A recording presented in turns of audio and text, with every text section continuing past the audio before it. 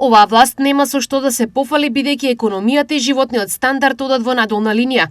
Во прашање доаѓа исплатата на пензиите, странските инвестиции се во пат, животните трошоци раснат, а граѓанскиот стандард паѓа, изјави денес лидерот на СДСМ Венко Филипче. Во време на владењето на СДСМ 50% усогласување со инфлацијата, 50% усогласување со платите. Доколку се продолжеше со овој систем, над 92% од пензионерите сега ќе добија поголемо зголемување од овие 1000 денари кои ги носи владата на Христијан Мицкоски.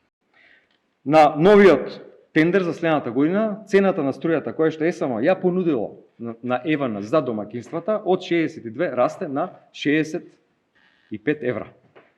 Значи ќе има раст на цената на струјата, а растот на цената на струјата ќе повлече раст на сите други цени во државата. Гледаме како владата и до сега со ниту една мерка не им помогна на граѓаните да овој раст на цените го спречи. Бројки излегоа вчера, официјални од Народната банка, за 9 месеци едноставно инвестицијскиот циклус е запрен.